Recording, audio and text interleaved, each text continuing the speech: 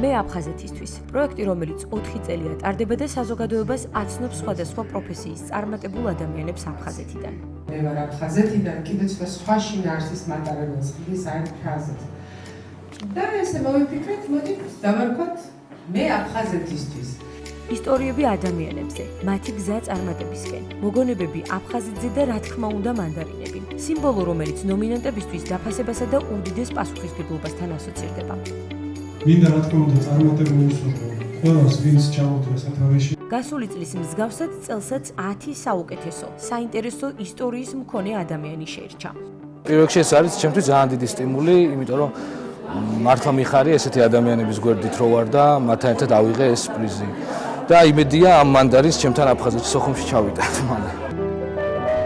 წარმატებული პროექტი, რომელსაც სიყვარულით აფხაზეთის ოსკარსაც უწოდებენ, აფხაზეთის კულტურის, სპორტისა და ახალგაზრდულ საქმეთა სააგენტოსა და ჟურნალ სითის ერთობლივი ჩანაფიქრია, რომელიც აფხაზეთის ავტონომიური რესპუბლიკის მთავრობის მხარდაჭერით ხორციელდება. სიმბოლური მანდარინები ნომინანტებს აფხაზეთის ავტონომიური რესპუბლიკის მთავრობის თავმჯდომარემ რუსლან აბაშიძემ, აფხაზეთის განათლებისა და კულტურის მინისტრმა ნანა გაბელიამ და პროექტის ავტორებმა გადასცეს. ძალიან მნიშვნელოვანია ეს ფოტოპროექტი და მისი ესეთი დამაგურგვინებელი საღამო, სადაც ვიკრიბებით და ვიცნობთ პირადად აფხაზეთიდან ძალიან საინტერესო და წარმატებულ ახალგაზრდებს, საინტერესო მათი ისტორიით, მათი საქმიანობით და ეს საღამო იმას ეძღვნება, რომ უბრალოდ ხაზი გავუსვათ, რომ ეს ადამიანები არიან აფხაზეთიდან, თორე ჩვენ მათ ისედაც ვიცნობთ, ისედაც წარმატებულები და ისედაც ცნობადები არიან. მომავალ წელს 5 წლის ხდება მანდარინები და ეს არის აფხაზეთის ოსკარები.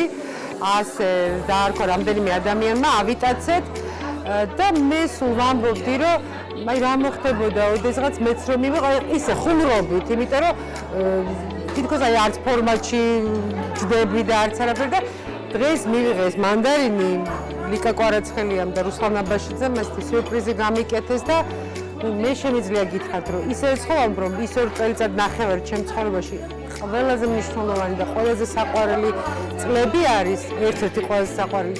ეს არის ყველაზე საპატიო. მე ალბათ 1000-ჯერ მეტი სტიმული მაქვს, რომ ძალიან ბევრი რამ გავაკეთო ამ საყვარელი ადამიანებისთვის და ჩვენი აფხაზეთის. დიდი მადლობა, ძალიან მიყვარხართ. დაჯილდოების ცერემონიალი თბილისი მერიოდში შედგა, აფხაზეთის სახელმწიფო საგუნდო კაპელისა და ზვიად ბოლქვაძის ამაღლობელი ჰანგების ფონზე.